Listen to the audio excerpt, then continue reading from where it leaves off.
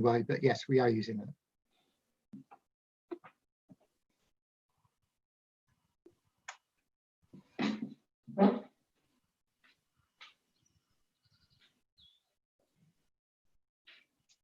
Good evening, Chair. We're now live on YouTube. Okay, thank you very much. Welcome to this virtual cabinet meeting that is being conducted with members and officers at various locations, communicating via audio, video and online. There is also the opportunity for the public and press to listen and view proceedings. Before the meeting starts, I would like to invite the committee member and scrutiny manager to explain how proceedings will work and to confirm that members and officers are in attendance. Over to you, Hilary. Thank you, Chair. The first thing I'll do is a roll call of members and officers. So if I can just ask you to respond, make sure that you can hear and be heard. Councillor Ian Albert. Present. Councillor Judy Billing. Present. Councillor Paul Clark. Present. Councillor Elizabeth Dennis Harburg. Present. Councillor Gary Grindle. Gary. You're muted. Present. Gary. Sorry, present. Thank you. Thanks, Councillor Gary. Keith Hoskins. Yeah, present. Councillor Steve Jarvis. Yes, present. Councillor Martin Steers Hanscom. Yes, I'm here. And then we have two deputies, Councillor Ian Mantle Yes, here. and Councillor Carol Stanier. Present. We have the Chair of the Overview and Scrutiny Committee, Councillor David Levitt.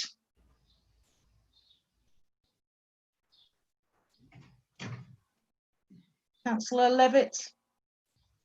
Present. Sorry, couldn't find a mute button. That's Okay, all right. fine. Officers, we have David Scholes, Chief Executive, Present.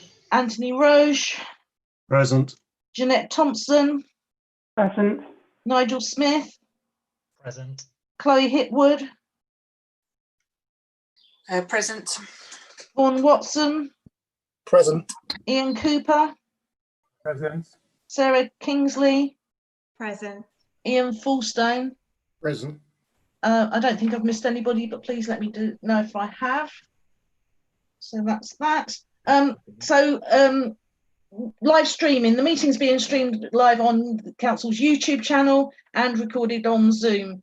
If live streaming fails, the meeting will adjourn, and if it cannot be restored within a reasonable period, then the remaining business will be considered as a date and time fixed by the Chair. If the Chair doesn't fix a date, then the remaining business will be considered at the next ordinary meeting. Please stay in view of the camera at all times. If for any reason the meeting is not quorate, an officer will notify attendees by interjecting into the meeting, and the meeting will adjourn immediately. Once the meeting is quorate, the meeting will resume. If the connections cannot be restored within a reasonable period, then the same applies. It will be business will be considered at a later date. Only members present for the entire debate and consideration of an item are entitled to vote. If technology fails for a member during the debate and they rejoin the meeting, they will not be able to vote on that item. Please ensure that your electronic devices are muted, and please activate the mute button on your tablet or computer when you are not speaking. If you've activated your camera, then be mindful that people can see what you are doing. Rules of debate. If a member wishes to speak, they should use the raise hand button, which is located under participants. Please do not use the symbols within the reactions tools. And please remember to unmute your microphone before speaking. Can I remind you that normal procedure rules in respect of debate and speaking times will apply. Voting. When requested to vote, the vote will be taken via the green tick for yes, red cross for no, and blue raised hand for abstain, which are all located in participants at the bottom of the screen. To enable the votes to be counted, please do not clear your vote until requested to do so. And please don't start the vote until you are asked to do so we can lower all the raised hands. Details of how members voted will not be kept or minuted unless a recorded vote has been requested or an individual requests that their vote be recorded. and it will not be heard or seen on the audio or YouTube recordings of the meeting. In the event of a tied vote, the chair will have a casting vote. There are part 2 papers tonight. So when the committee has resolved to move into part 2, the host will ask the committee members and relevant officers to join a breakout room, which you will need to accept. You will then automatically be transferred into the breakout room, which is where the part 2 discussions will take place. Please note that there might be a short delay whilst the host administers this. Once the part 2 discussions are concluded, members will need to move back into the part 1 meeting, the public meeting. Please be aware that whilst discussions under part 2 have happened, the live stream of the meeting will not have ceased. All that will have happened is a card will have been put up on the YouTube channel with a holding message. To leave the break room, please select the blue Leave Breakout Room option. Please do not select Leave Meeting. The system will then automatically redirect you back to the public part of the meeting. Are there any questions before we start the meeting? In that case, I'll hand over to Councillor Martin Steers-Hanscom to open the meeting. Thank you very much, Hilary, and appreciation to yourself and IT for ensuring that we can run these meetings in this way. Item 1 is apologies for absence. All the cabinet is present, but we've had apologies from Councillor Ruth Brown and Councillor Sean Prendergast, who are deputy executive members, and also from Kate Aspinwall, who is the chair of the FAR committee, which has got some, but we can deal with those references. I can see a hand from Councillor Grindle. Gary. Yeah, I just want to pass on the apologies from Councillor Prendergast, because he gave his apology, asked me to pass them on as he would have liked to have been here, but he couldn't attend this evening. Thank you very much. Okay, thank you. We then go on to item 2, notification of other business. There is none. Chair's announcements. This is the first cabinet meeting of the 2020-21 civic year, so a particular welcome to this meeting. In accordance with council policy, this meeting is being audio recorded as well as filmed. The audio recordings will be available to view on mod.gov and the film recording via NHD to YouTube channel. Members are reminded that this council has declared a climate emergency. This is a serious decision and means that as this is an emergency, all of us, officers, members and members, have that in mind as we carry out our various roles and tasks for the benefit of the council of the district. Members are reminded to make declarations of interest before an item. The detailed reminder about this and speaking rights is set out under my announcements in the full agenda. I must tell you that item 8, Hitchin Market, has been withdrawn from this agenda. There is continuing negotiations at the moment, and the item will be brought back to Cabinet at an early date. Other than that, I'm going to take the agenda in the order published, with both part 2 items, business continuity update and commercial waste collection service impacts of COVID-19 being heard together. After we've gone into part 2 and dealt with them, we'll return to part 1 to take the part 1 decisions on both of those items. Okay, if there are no questions on my announcements, there's no public participation. Item 5, items referred from other committees. There are 7 referrals from FAR and ONS that have been published as a separate agenda. These will be taken with the relevant agenda items.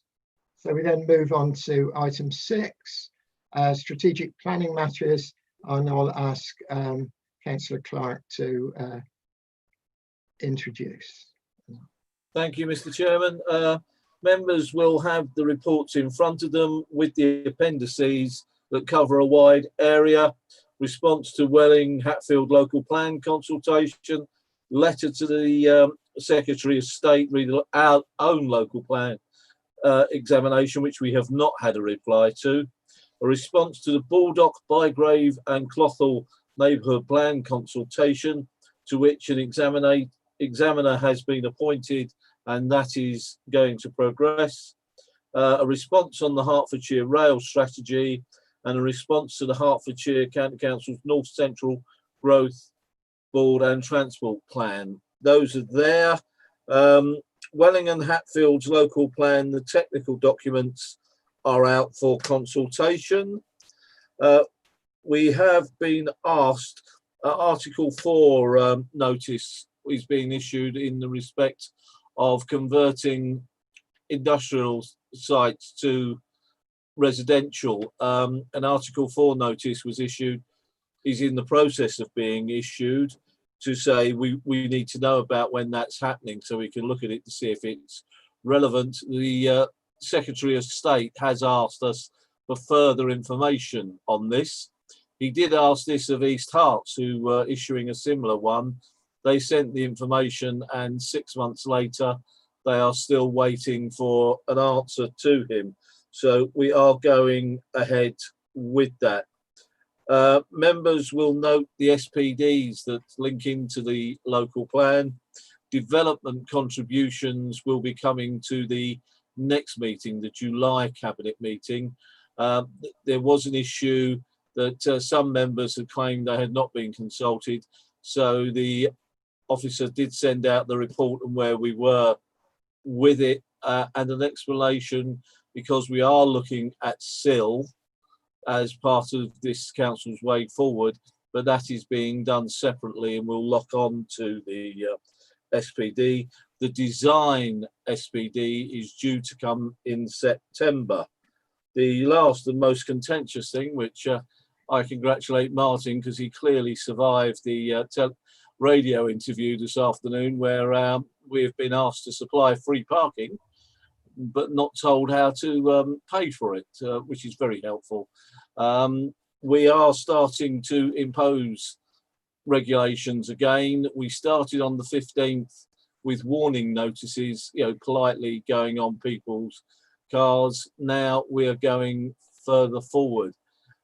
Nigel, have I missed anything? Nigel, could you want to come in here? No, nothing further to add from me, Chair. Thank you, or Councillor Clark. Thank you. Mr. Fulton is here somewhere, so anything I've got to add, and then I'll open for any questions. Ian, am I okay so far? Yeah, nothing to add, Chair. Just an update. Luton Airport has now confirmed on their website they're looking to submit their development consent order next year. They're silent on the numbers. Yeah, okay. Thank you. Any questions of members? Okay, thank you, Paul. I don't see any hands up. I would comment on my meeting, on the virtual meeting with BIM this afternoon. I think I've created a new word, and I will repeat that I've said that the council's virtual door is open if BIM wants to come and talk to us, and we'll see whether we can come up with something that he can support and that he can tell us how we get the money. Councillor Albert. Thanks, Chair. Yes, I mean, and just to really to add to that point, and I will touch on this in my report later on. I mean, I think the key question there is, and I think this is the part that I did find, and I did want to comment on very specifically. I suppose partly in my capacity as chair of the Hitching Committee, as well as obviously the executive member for finance and IT on this council, is that the importance where we've really had some really good working relationships with our local MPs, and clearly we had some really useful meetings with Bim Afalami. We had Keith Hoskins and I had a very good meeting with him around the business grants and discussing the discretionary business grant scheme. So therefore, it was very disappointing that actually for Mr. Afalami not to approach us first and say, how can we help? How can we discuss this? I've got this idea, but rather sadly, what feels like much more of a political stunt and just putting this out as an open letter.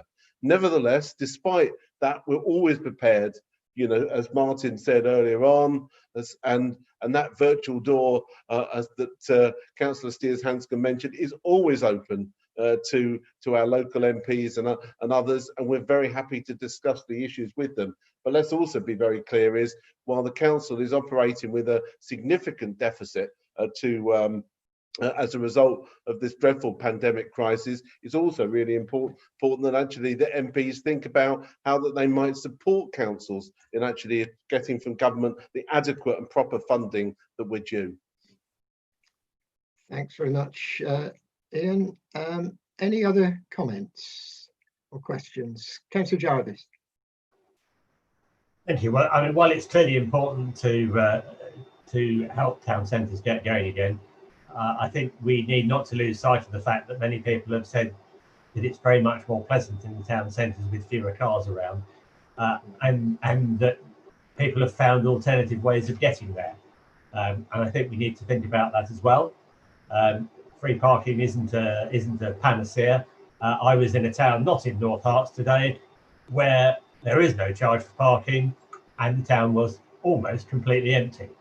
So there are many issues that we need to address, but I think we do need to look at how we can get more people to walk and cycle into towns as well as encouraging them to drive there. So we need to make sure we do both those things. Yeah, points well made, Steve. Thank you. Okay, I can't see any other hands. So can I then put the recommendations to you that first of all that the report on strategic planning matters be noted, and that we endorse the submissions in appendixes A to E. So could you vote now, please?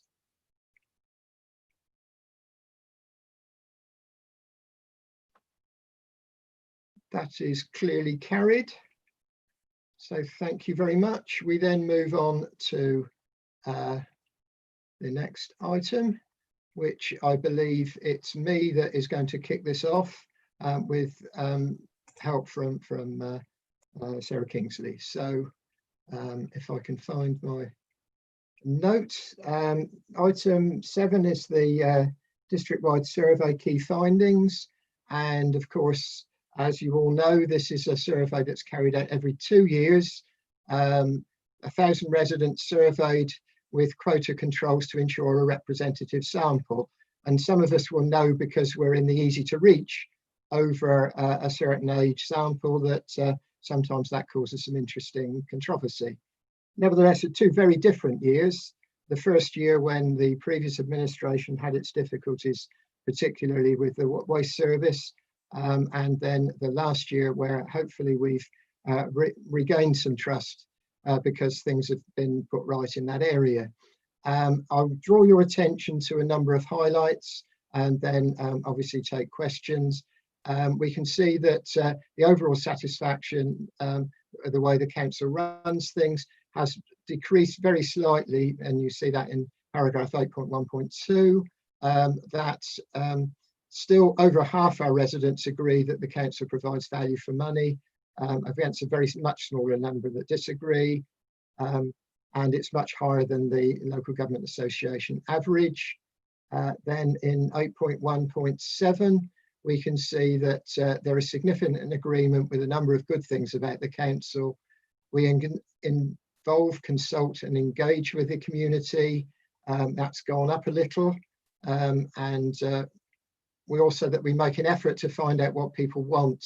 And as far as this administration is concerned, as we go on to other items, we make sure we listen and take action accordingly. Sorry, that's off script. We're working to make the area cleaner and greener. That's gone up. We're efficient and well run. That has gone up too. Over 2/3 are satisfied with recycling and waste collection. That's dropped, but obviously we're making every effort, as we know, to put that right, even with the pandemic. 8.3.2 goes on to talk about the Outlook magazine, and 70% of residents have seen a copy. 83% of residents like the way it looks, and then we go on to talk a bit about the website. I think that's the highlights. I don't know if you want to add to that, Sarah, whether I've covered most of the highlights, but do come in and elaborate on what I've just said. Thank you, Chair. No, nothing more to add, but happy to answer questions. Okay, thanks very much.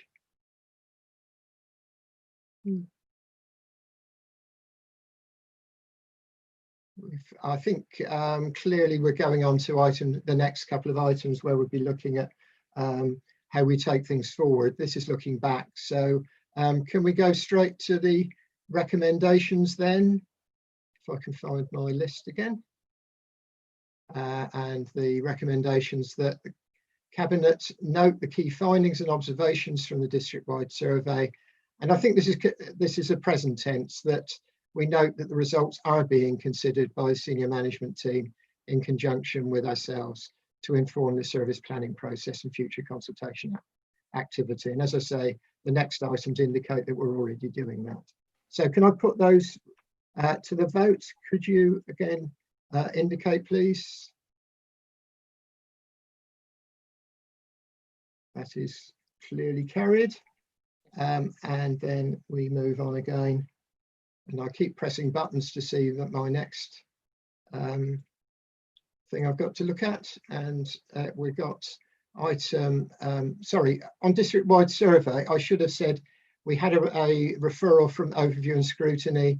Overview and scrutiny endorsed the findings. So my apologies, David, I didn't ask you to come in, but I think overview and scrutiny didn't have anything to add on that. Okay, so we'll then go on to item 9, which is the corporate peer challenge action plan.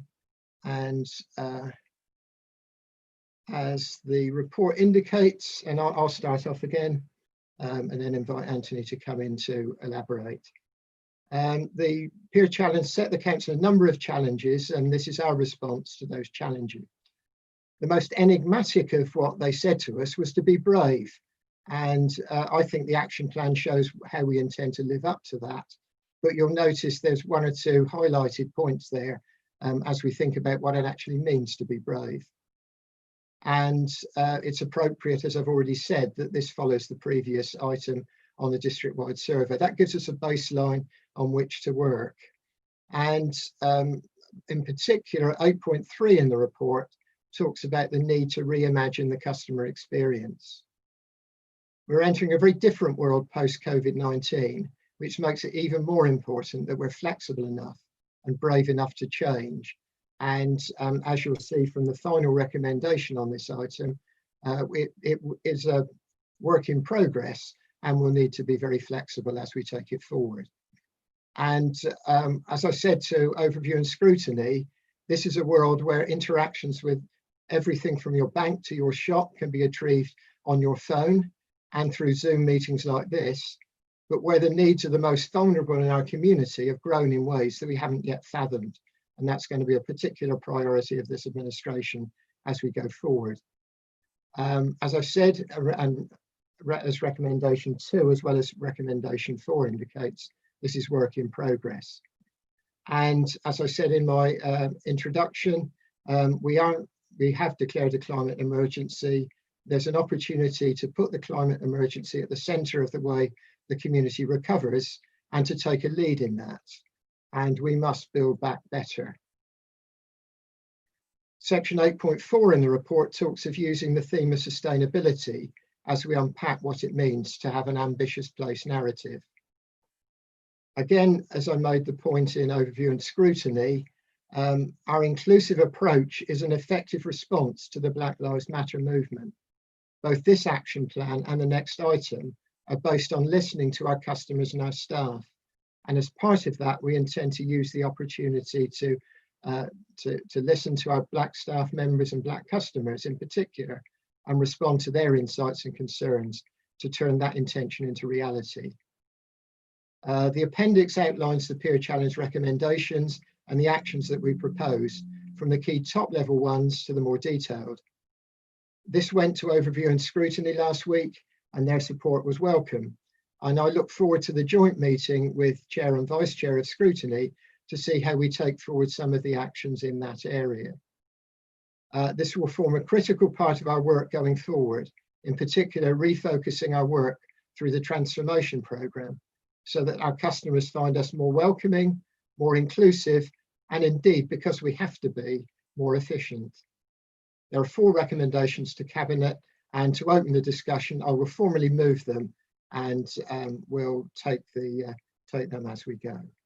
So, Chair, you have a recommendation, I believe, from Overview and Scrutiny. yeah, I will invite David to come in from Overview and Scrutiny. Councillor Levitt. Thank you, Chairman. Yes, the debate at Overview and Scrutiny revolved around 2 particular items. The first one was the report was emphasising on the Black Lives Matters and everything, but we did want to just reinforce the point that actually the consultation should be done with all minority groups, and it was just a little bit of emphasis on that one.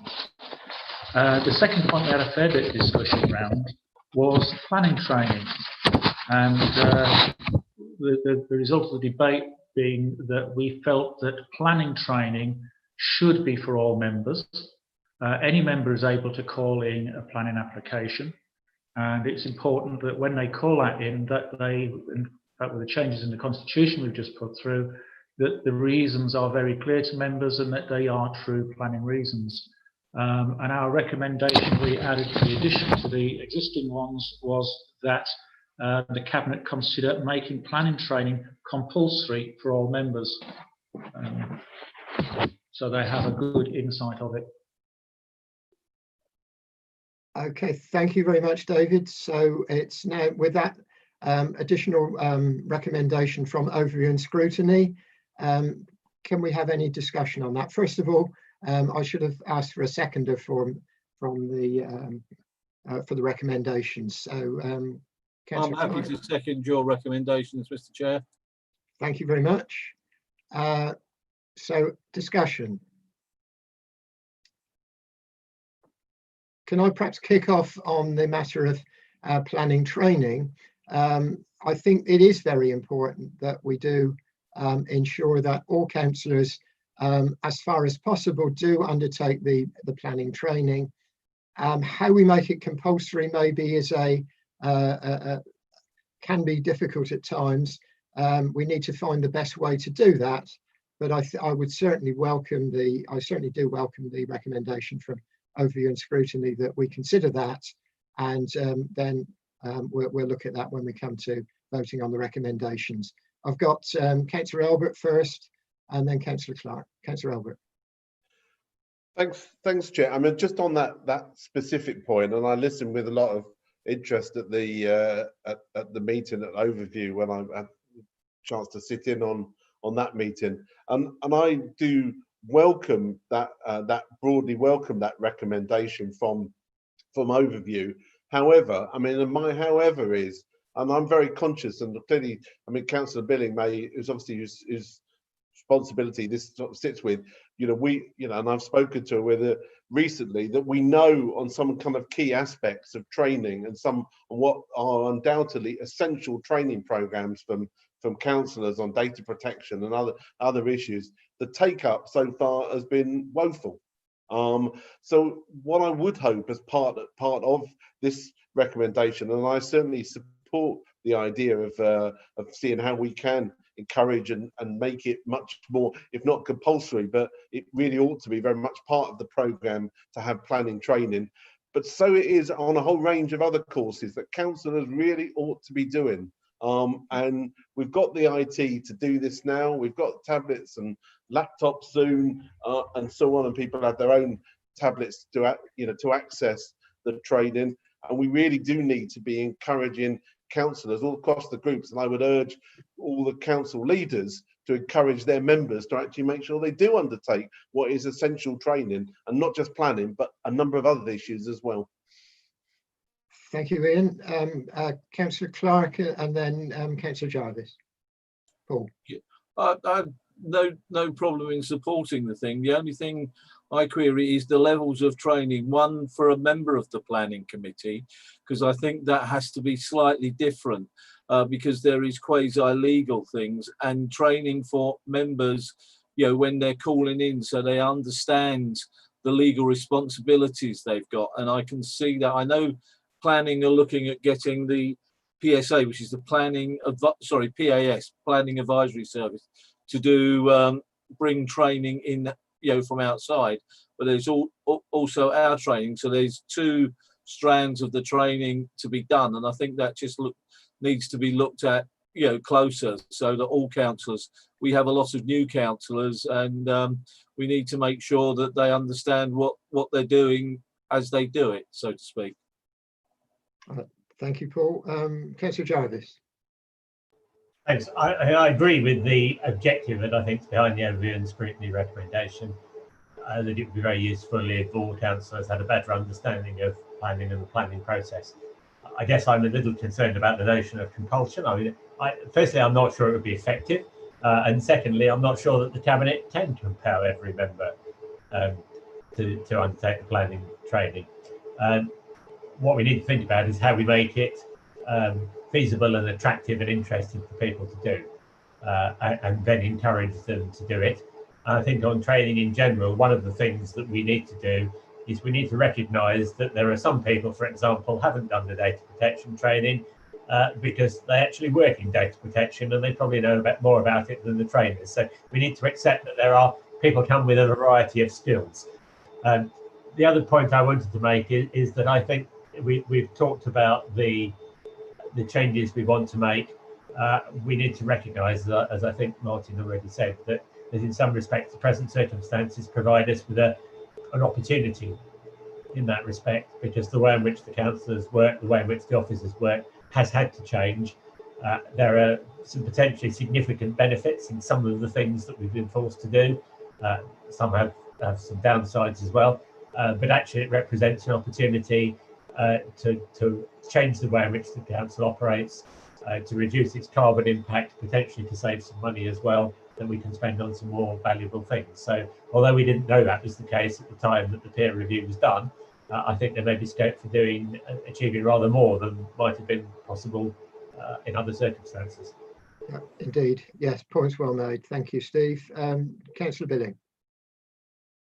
Gosh, thank you. I do think there's a problem about the notion of compulsion, because I'm not aware of a legal framework that enables us to do anything other than insist that people who are sitting on a planning committee to make planning decisions have to legally have had training.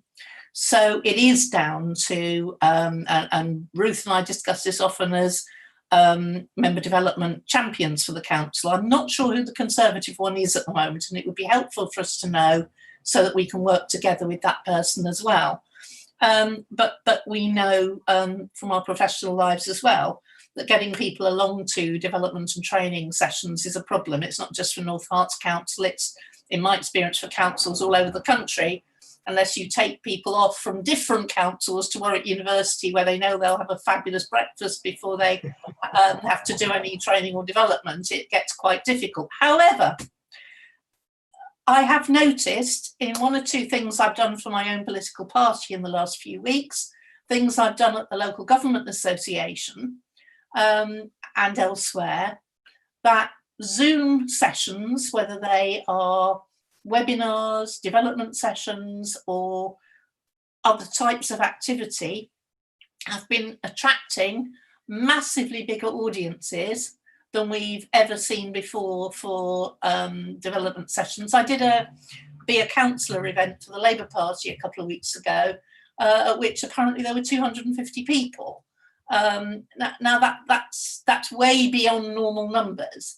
And in the new normal world that we're going into, we may at some point have to abandon this form of formal meetings. I personally will regret it when we do, but I know it will happen. But maybe we could explore much more using this form of development for work with councillors on their development needs. Because if we could get interesting speakers and interesting activities without people having to go out yet again for another evening or another daytime session, we might find that the great new fondness for Zoom and Teams can find a new lease of life even when it doesn't have to be used. Thank you, Judy. Some very interesting points there. It's been good discussion on this item. Councillor Levitt, you want to come back? I'll ask you to do that, and then I'll make a suggestion for how we can respond. So, David first.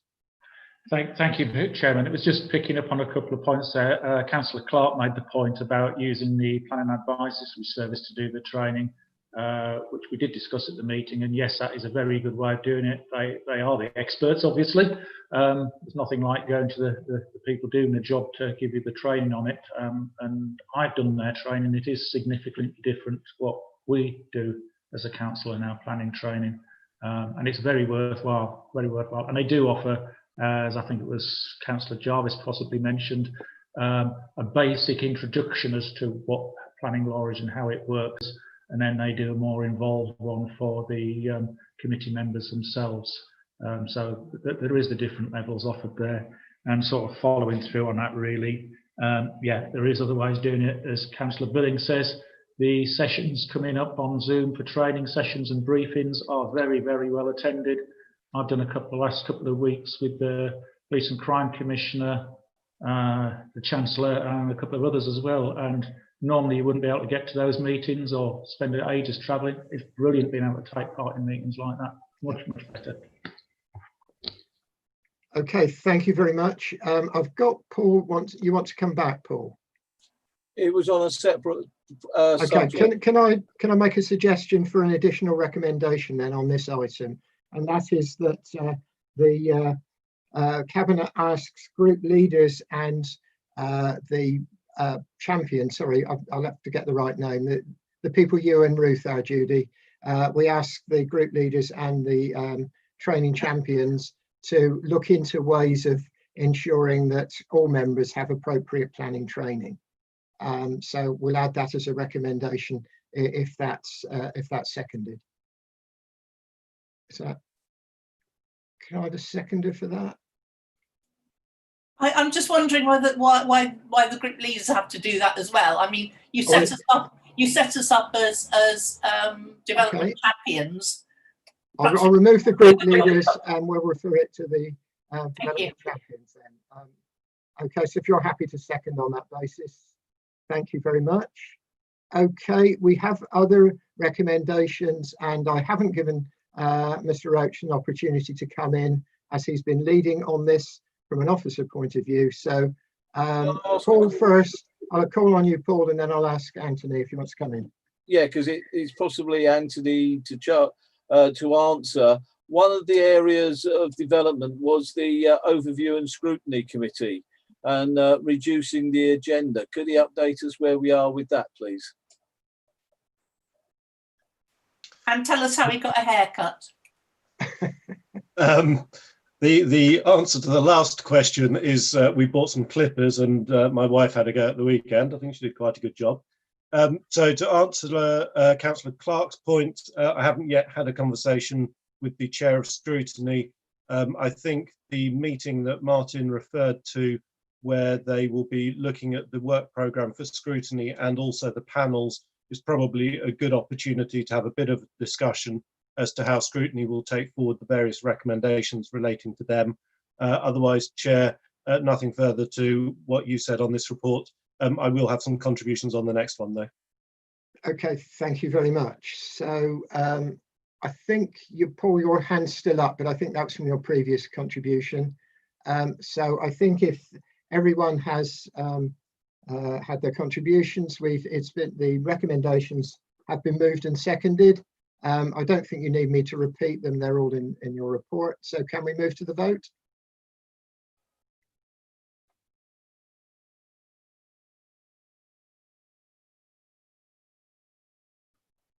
Thank you very much. That is clearly carried. So we then go on to item 10, shaping our future. All I was going to do, because again it's in my area, I think my area with Paul, the deputy leader of the council, but most of the recommendations refer to item 8.2. There's a very clear list there of what we want to achieve, but Anthony, I'll ask you to elaborate. Thank you, Chair. Yes, the Shaping Our Future programme is something that we have been working on for quite a while now. We paused it for the Corporate Peer Challenge to see whether there was anything relevant coming out of that by way of recommendations for inclusion in the programme. So with the action plan that we've just considered, now's the appropriate time to bring this programme forward. Paragraph 8.2 are the 3 suggested outcomes that we look to achieve. I think the key one at the current time is the high quality, diverse, inclusive and resilient workforce. I think that was drafted end of last year, and I think it's very pertinent in the light of the pandemic, in light of the Black Lives Matter movement. I think very pertinent.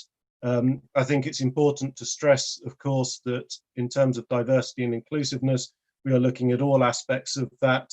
Whilst Black Lives Matter is, of course, rightly in the news at the moment, there are, of course, staff from all sorts of different minority ethnic backgrounds. We also need to bear in mind the gender pay gap, and which we are making good progress on, but still need to make further progress on. And I think it is worth pointing out the appendix which sets out the proposed terms of reference for a steering group to oversee the work. We chose the membership of the group based on who we thought were the right positions, be it either officer or member. But then it's been rightly pointed out that there are a lot of white men there. And I think we should, I think there's no problem with agreeing the terms of reference tonight, but I would recommend that perhaps myself and the leader and deputy leader do have another look at who is going to be sitting on that group. So 3 white men will get together to make that decision. Excellent. No, but I think the point I was about to make is that on page 83, the 4th bullet point there, in terms of membership, employee champions and specialists, the whole point of those employees would be to make sure that we get those different voices in the room. We had a really good constructive conversation at the Gender Pay Gap group on Friday, and one of my colleagues who isn't white has volunteered to be a point of liaison so that we can make sure that this is communicated in the right way to all of our staff and all of our members, to make sure that we do engage properly, because as was rightly pointed out, a sea of white men is not the right group to be on the steering group. And we need to make sure that if we are having an intended outcome of being an inclusive, welcoming and inclusive council for our public, but also a diverse and inclusive workforce and employer, we do need to make sure the right voices are in the room, and even more importantly than that, we need to make sure we listen to those voices. I think it will be a collaborative process to review that membership, make sure we have the right people in that room so that we can achieve what we want to set out to achieve. So hopefully clarified that for everyone. The other 2 outcomes, healthy, creative and productive organisation and vibrant culture that embodies our values and behaviours, are very much about being able to deliver on the transformation programme, being able to deliver on the place narrative, to make sure that we have the sort of organisation that we need if we're going to be able to thrive in the sort of post-pandemic world where financial challenges are going to continue to be an issue. But we need to be able to work positively with and for our community, and we believe this is the type of workforce that we need in order to achieve that. So happy to answer any questions, Chair. Thank you very much, Anthony. Open for questions, and I noted a voice that appeared during that, and of course we can always do better, but we are where we are and we will continue to try and do better. So open for questions and contributions. I have to say it's a very good way of showing that both the way we think as officers and the way we think as members tunes in, the fact that these 2 reports are next to each other, and I'm very pleased to see them here. Okay, if there are no questions at that point, the recommendations I've mentioned. The first recommendation that we endorse particularly the outcome set out at paragraph 8.2 of the report, and secondly that we endorse the terms of reference for a working group, and note that there will be further discussion on the membership of the working group. Are we ready to vote on that one? Oh, sorry, Steve, I've just seen your hand up. I just have a question.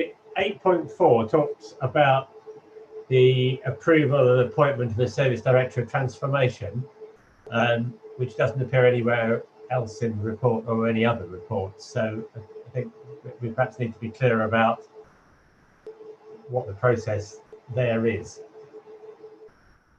I think that was covered in the previous report, but I may be wrong. But Anthony. Chair, yes, it was. It was covered in the previous report, where you have agreed to recommend to Council a budget for a transformation programme which would include that position. So it is subject to, I think it was recommendation 2.3 in the previous report, so subject to full Council agreeing that budget, and also subject to recommendation 2.4 in the last report of agreeing what that programme is and the outcomes intended from it. But clearly, as was in the report on the Corporate Peer Challenge Action Plan, and as the leader has said, all of these things interrelate, which is why it is proposed that, subject to successful recruitment and appointment to the position, the Service Director Transformation would also have an involvement within the Shaping Our Future, as clearly we need the organisation to deliver upon that transformation. Thank you very much, Anthony. Okay, any further questions? If not, then I will put the recommendations to you. Are we ready to vote? Yes, Chair, I've lowered all the hands. Thank you. Okay, thank you very much. That's clearly carried. We then move on to item 11, the Housing Delivery Test Action Plan, and Councillor Clark. Yeah, this is the report we have to send to central government why we haven't delivered the houses they think we should be, mainly because the inspector hasn't progressed with our plan, and so we're not able to build. So this is just, we have to do everything we can to enable them to be built, and this is outlining that. Nigel, is there anything I need to add to that? No, I don't think there is, Councillor Clark. As you say, the local plan is the sort of key thing to progress to increase delivery in the district, and that's quite clear in the plan. But as with other reports, obviously happy to take questions. Thank you. Thank Ian you. Fullstone, anything I've got to add from your side? No, nothing to add. Thank you, Councillor Clark, Chair. Right, colleagues, questions? Okay. I think it's very clear why we have to do this, as Councillor Clark has outlined. If only we would get our local plan approved, then we can get delivering houses, and that's what we all want to see happen, particularly social housing. So let's hope we can make some progress, and we'll watch with great interest as to progress in that area. So while I've been talking, there's still no hands up. The recommendation, if I go back to my list, which is here somewhere, then that the HDT action plan attached as Appendix 1 be approved for publication and implementation, that the key messages and actions contained in the action plan are incorporated as appropriate in actions and measures arriving from the implementation of the Corporate Peer Challenge Action Plan. Can we move to the vote on that? Yes, Chair. Thank you very much, Hilary.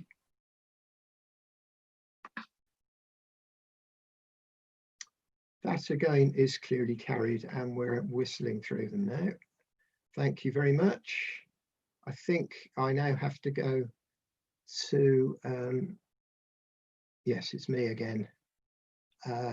Right, and I've got a script here somewhere, and it's a very short one. So we do have an annual review, and we have to carry out the annual review following, and that's following the recent April inspection by the Investigatory Paris Commissioner's Office. This regulates how we could undertake covert surveillance, use covert human intelligence source, and potentially intercept communications. Fortunately, we have limited wish to do that. Nevertheless, we are obliged to have a REPA policy, mechanisms in place to ensure we act lawfully. And you will see from the inspection report at Appendix A and 8.2 that the inspector believe we have an effective system in place. Some recommendations have been made in respect of the policy, and these can be seen in Appendix B and are set out in the relevant paragraphs of the report. And we've made a few minor changes to the social media policy as set out in Appendix C. And Jeanette Thompson is here to answer questions as well. So otherwise, I will move the recommendation. So Jeanette, anything to add? No, other than if there's anything from overview and scrutiny, there was just a mention of adding TikTok to Appendix C. Oh, indeed, and that's something we're happy to do. That's straightforward. So, and thank you for the discussion, overview and scrutiny again. Do jump in if I forget you, David, on any of these items. Okay, any questions? If not, I suggest we move to the vote on the recommendations.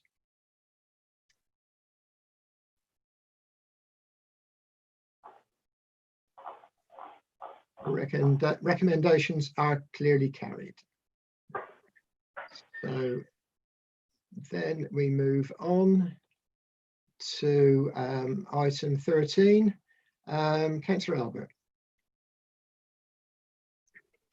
Thanks, Chair, and pleased to move the revenue budget outturn for 2019-2020. And clearly this report goes up to the 31st of March, and obviously we'll do want to take a little bit of time just to talk about the current year as well. It's obviously the purpose of the report is to, as it says, is to set out our summary position. It sets out in 1.1 that our outturn of 14.692 million, which represents that 129,000 decrease from the working budget of 14.821 million. Cabinet's asked to approve a decrease of that 129,000 in the 1920 net general fund expenditure. That's set out in Table 3 and paragraph 8.1. We're also asking you to approve the changes to the 2021 general fund expenditure. That's also as identified in Table 3, paragraph 8.2, and that's a total of a 344,000 increase in net expenditure, which is a mixture of a range of things. And I'll also talk perhaps just on Table 3 on page 159 details the various variances that have taken place over the year, over 25,000. Now, I don't tend to go through those in detail here, but happy to pick up any questions, or Mr. Cooper is also here to answer questions. But I did want to take a moment here just to make a significant note that there are some very early impacts of COVID-19 on the council's financial position. We talked about this a little bit earlier on. Up until the end of March, there was already a significant reduction in parking income and income from council tax summons. There's continued to be an impact on the council's finances in terms of lost income and increased expenditure, with forecasts that some of the impacts will be going on for quite some time. The council, the finance team, and I do thank Mr. Cooper and his team for doing some really excellent work in producing regular returns for the Ministry of Housing, Communities and Local Government. And with the caveat, there is a significant estimation in how quickly certain impacts will move back towards normal. We really don't know, but we are currently estimating an almost 3.5 million impact in the current year. Now, as the fact we've already received just under 1.5 million from government, that still leaves us a 2 million gap. And that's the point I think we made in our earlier discussion about the free parking. All of that has to be taken into account as where that money is coming from and whether the government is going to make good on the promises that they made. If we do all we can, they will do all they can to support us. But at the moment, we still have a potential 2 million gap in funding this year. On top of that, there are potential implications for our funding, particularly in relation to increased eligibility for the council tax reduction scheme. And again, Mr. Crompton and his team, I think, have been doing some fantastic work in supporting the increased numbers of claims that we've been receiving by phone call, by email, and in actually making sure that they are dealt with as promptly and as quickly as possible.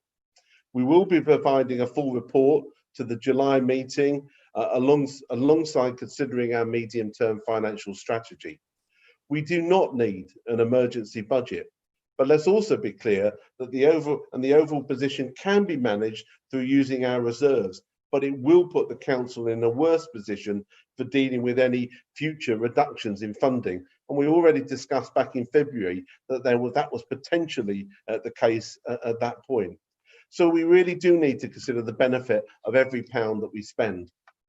As an update to paragraph 8.15 on page 165, the business rate pilot gain has now been confirmed as 917,000. That means the general fund outturn table in table 6 and now goes up to 9.4 million. And this is alongside the increase in our grants reserve table that you can find on page 167. Now, as part of the budget this year, it was agreed that we would release 368,000 of this to fund the current year budget, which was the pooling gain for 2018-19. The medium-term financial strategy will determine if it's prudent to release any more of that reserve. That will then provide a bit more of a cushion against the medium-term impacts of COVID-19 and future funding announcements. So I'm asking council now to approve the transfers to and from our reserves. So as per recommendation 2.5, that this report will then be referred on to full council. And I recommend to Cabinet agreeing recommendations in paragraphs 2.1 to 2.4. And as I say, referring recommendation 2.5 to full council. Move that report, Chair. Yes, thank you, Ian. I will second that from the chair. Can I say that the Fire Committee did have a look at this and it supported the recommendations. It had a full discussion and supported the recommendations. So that takes care of the reference from there. I don't know whether, and just Chair, I don't know whether Mr. Cooper wants to add anything further to to that at this stage, or we can open it for questions. Mr. Cooper. Thank you, Chair. Thank you, Councillor Albert. Nothing to add. Thanks very much. Open for questions. I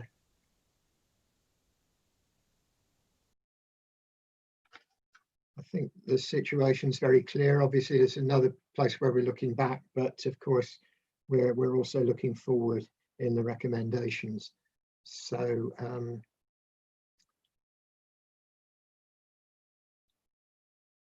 if there are no further questions, the recommendations are moved and seconded. Can we then go to the vote on the recommendations? Yes, Chair. Thank you, Hilary. That is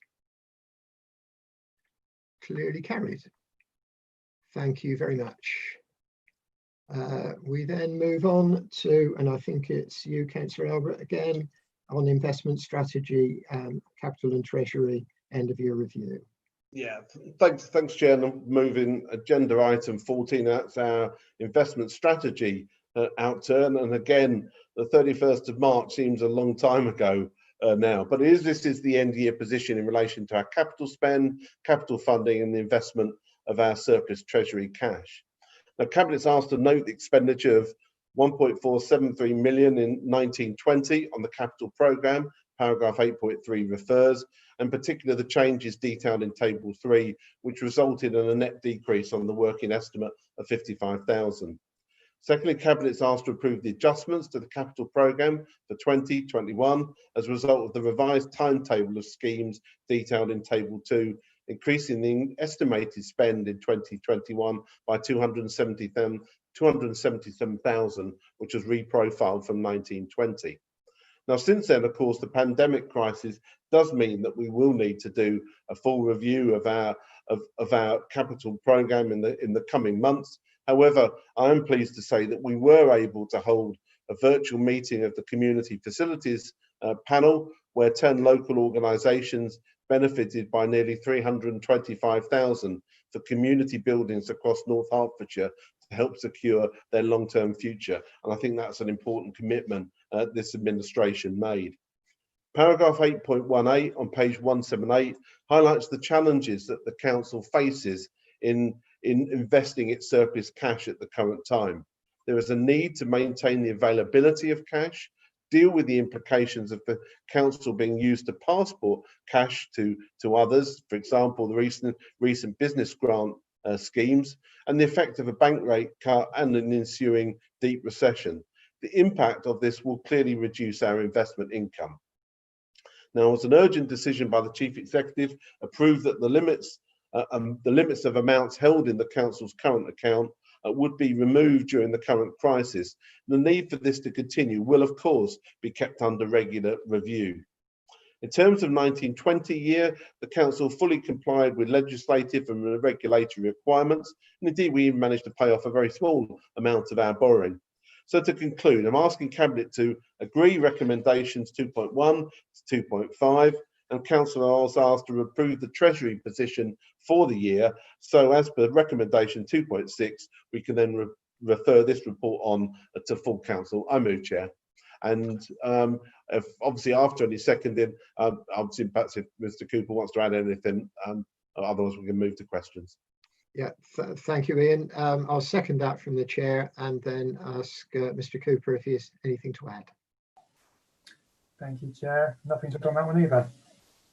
Thank you very much. And as always, our finances are in very safe hands.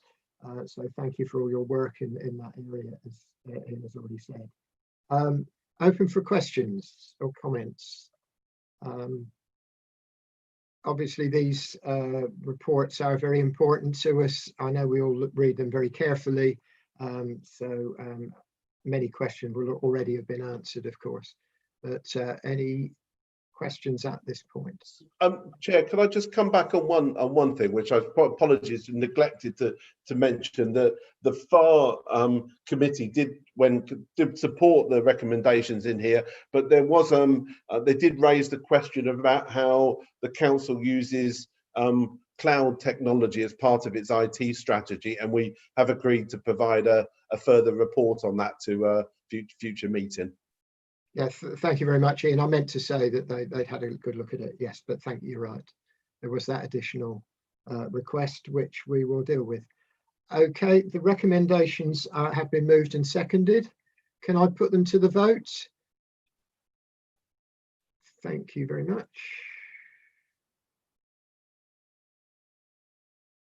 As I move up my slide, yes, that is clearly carried.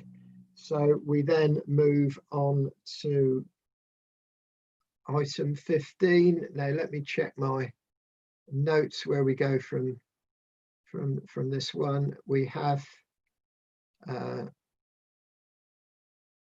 two items which we will be first of all looking to deal with them in part two. I'm looking for guidance. I think we're going to move fairly quickly into part two for the next two items. The garden waste, Chair, hasn't got a part two, so it's the commercial waste. I'm sorry, I do apologise. Yes, yeah, it's getting late. So it's past my bedtime. No, it isn't, but I can always pretend that's a good excuse.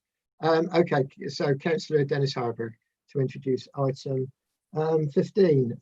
How could I miss that one? Thank you very much, Chair. I think we're all aware that there's been a number of difficulties since lockdown started with various service provisions, and we're in that place now where we can start bringing things back online, and we can start to think about how we might make things better for people who've been inconvenienced by the actions we had to take as a result of this pandemic. So this report looks back at the issues that we had to do with lockdown and the sudden position we found ourselves in, with a large number of our waste operatives having to self-isolate. And it also looks forward to how we can redress the consumers, which the previous administration created when it chose to introduce essentially a brown bin tax. Now, as I've said in another place, any form of redress needs to be both adequate and sufficient. So I've worked closely with officers to come up with a solution that helps put people back in the place, so far as we're able to do it, that they would have been in had we not suspended their services for 6 weeks. So residents lost out in real terms on 3 brown bin collections over a 52-week period. We felt that offering a pro rata refund in respect of just 3 collections probably wasn't really going to be meaningful or financially viable for this authority when you bear in mind the administrative cost of doing something like that. So having now managed to re-establish a stable service for all of our waste streams, we felt that the most appropriate thing to do was to extend the existing garden waste subscription period by a further 2 months, which would take us up to the start of October. The reason we've gone for 2 months, which works out at around about 8 weeks, so effectively is a little bit of overcompensation, is because, again, administratively, a 6-week extension is a bit it's very nebulous. It's easier to work in whole months because of how the contract term will run. The risks, of course, with having a new subscription period for garden waste starting right at the end of the main growing season are that a lot of our residents, we've got about 28,000 people subscribing at this moment in time, might not want to subscribe with us right at the start of the new subscription period. And because as a result of what happened last year, when we had to compensate for the poor service when the contracts came in, pushing the subscription date back, we're now in a position where we're pushing the date back even further. So it's even more misaligned with the financial year, which means that anybody who subscribes after the 1st of April is going to essentially be contributing to our revenue for the 2021-22 financial year, as opposed to that income falling in the current year, as we'd expect and as has been budgeted. So potentially what we're looking at, if we do go ahead with the preferred option, is a loss in the region of £186,000. However, I think for various reasons that I explained at scrutiny last week, and we had a good discussion around this, that the option that we have is genuinely the best way to put people back in the position they would have been in had we not been forced to suspend that service. And it also results in the lowest, I think, financial and administrative burden on this authority as well. It also means that we've got a little bit more time to get the portal for the direct debits up and running, because that's been hit and delayed by issues around COVID-19 as well. So I think that for a number of reasons, I would support the recommendation before us tonight, and I will pass over to Chloe if she has any further technical points to add, or take questions. Okay, thank you, Elizabeth. If you're moving the recommendation, I will second it from the chair, and then ask Chloe first of all to elaborate. Chloe. I've got nothing further to add from what Councillor Dennis Harburg has added, unless there are any questions. Okay, thank you very much. Before I open for questions, I think I'd like to place on record our thanks for the enormous amount of work that you have done, Elizabeth, with Councillor Stanier and with Chloe and the other officers involved. It's been a massive amount of work to keep the show on the road. We're enormously grateful for all that you've done. Open for questions. Councillor Levitt, yes, overview and scrutiny. You had a look at this, so your comment. Thank you, Chairman. Just a number of points that came up at overview and scrutiny around this issue. We looked at the alternatives that were considered in the report. However, the extension of the period, it does seem to be the best way of doing it and the easiest way to be doing it, to be honest, and least confusing. One concern that was raised was around, as Councillor Dennis Harburg's already mentioned, that some people may not take the service up straight away in October because they won't be doing their gardening. So they'll be then wanting to come back onto the thing in March, April, something like that. The concern we raised there was because there'd be literally only about 6 months left of that payment period. People would be getting a little annoyed that they had to pay for a whole year, 6 months in retrospect when they haven't had for a 6 month service. However, the decision has been made that it is an annual service now. So I think it's worth bearing in mind that that might be an issue that creates some, how shall I say, negative feedback later in next year. I wouldn't want this administration to have issues with that, actually. The other point we picked up on, and I mentioned, was about the direct debit, was that it is 3 years now since the service came in. The direct debit service should have been in place right at the very beginning. And although I understand the delays caused by COVID-19, it doesn't explain the delays for the previous 2 years and the issues with the 2 years. After all, direct debits aren't that difficult to do normally. That said, the rest of the recommendation was approved by the Overview and Scrutiny Committee. Thank you, Chairman.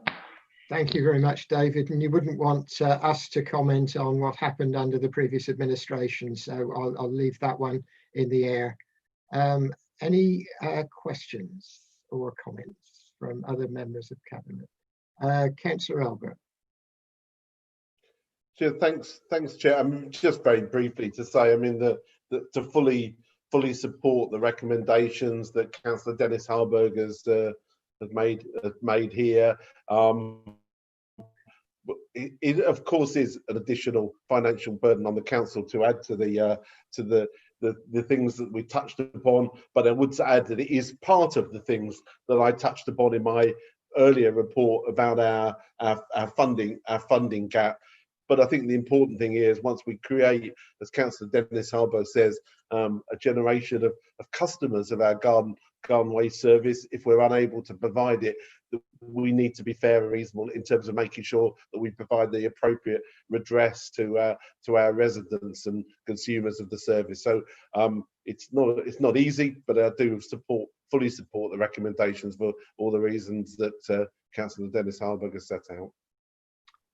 Okay, thank you very much. I don't see any further hands up, so the recommendations have been moved and seconded. One recommendation has been moved and seconded. So can we move to the vote, please?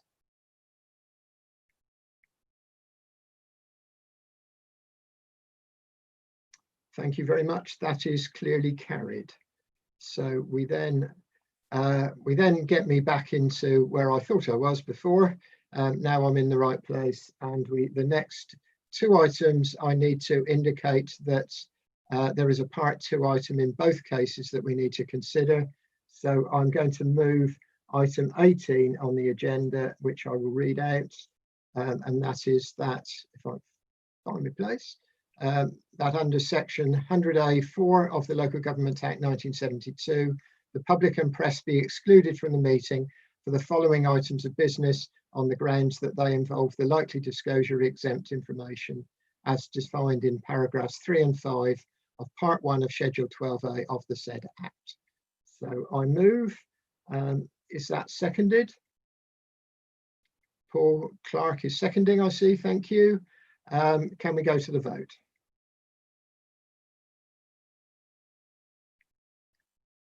That is carried, and we will then move, members and officers move into part 2, and Hilary will remind us what we do, I think, on that.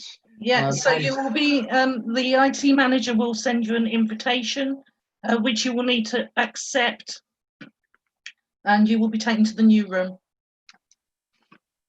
Well,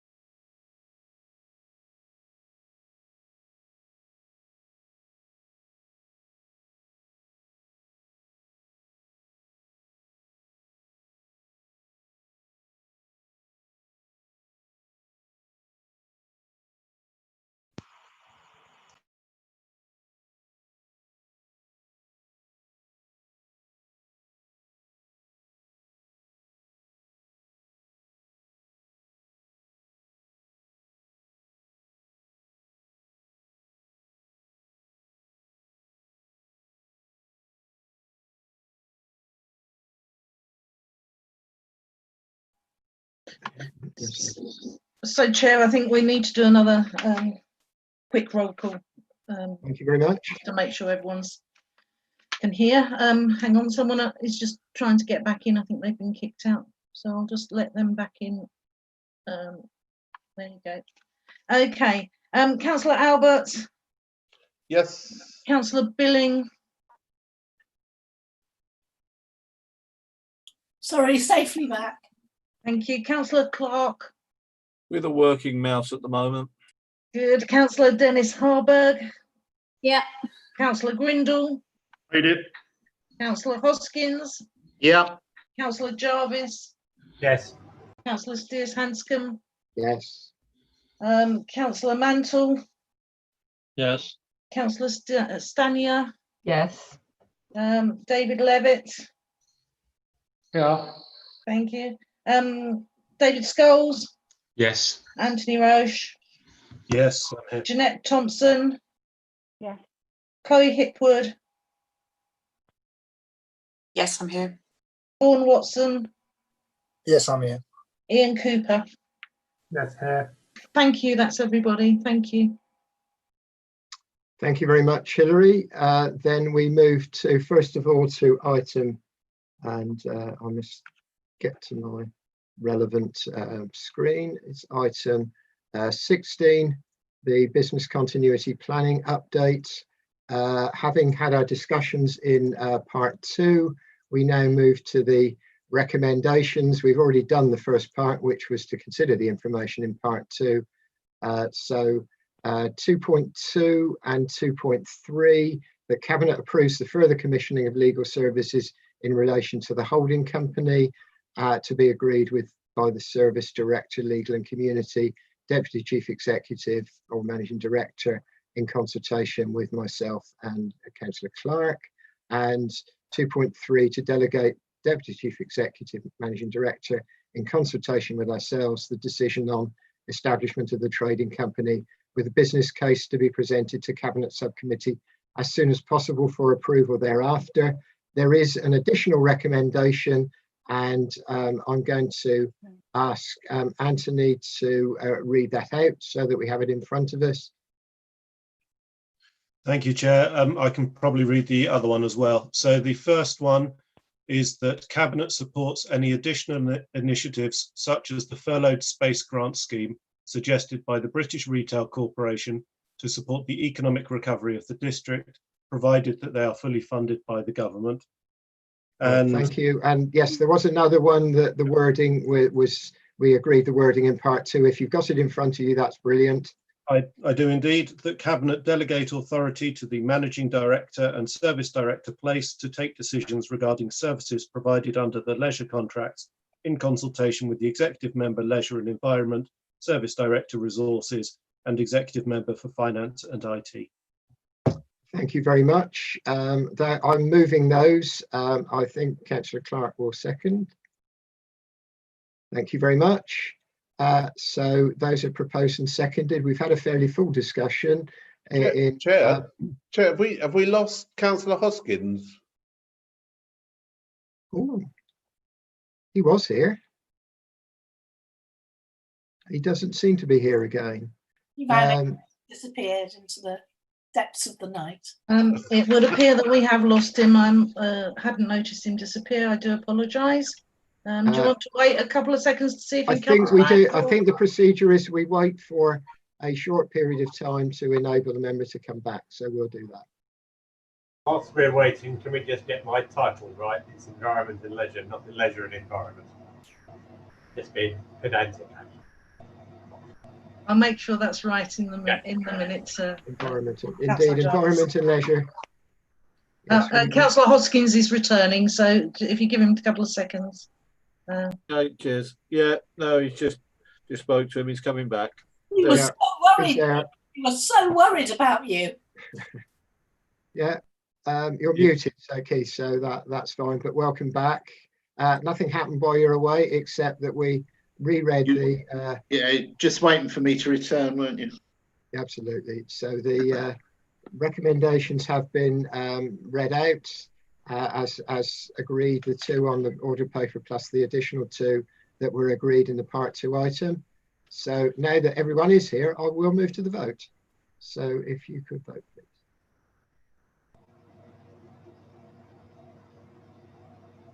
Okay, I think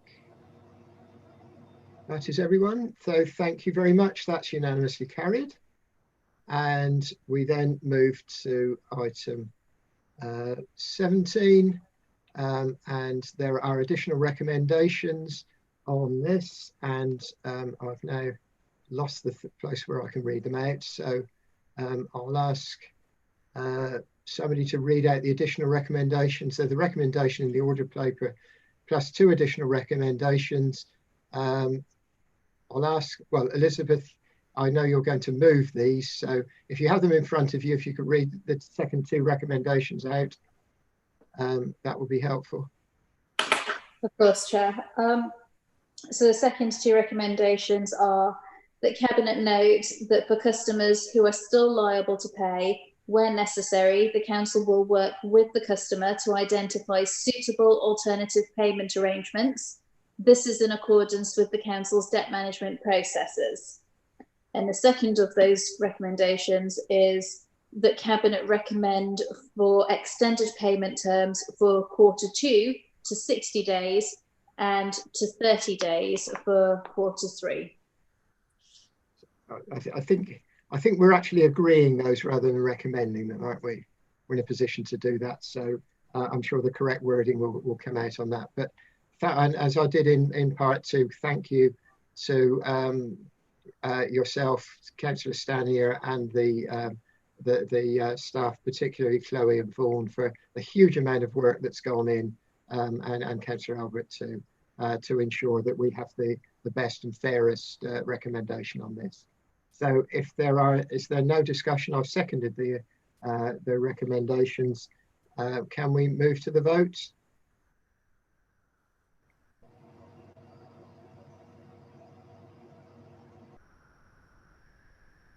Thank you very much. I think that's everyone. So that's carried, and that I think brings us to the end of the meeting. Yes, Chair. Thank goodness for that. So it's been a lot of work done, a very productive meeting. Thank you enormously for everyone, and thank you again to IT and to committee services for the amount of work that's gone in to make these Zoom meetings possible. We might get into habits we carry on in the future, but who knows. But I will declare the meeting closed and wish you all a very good evening.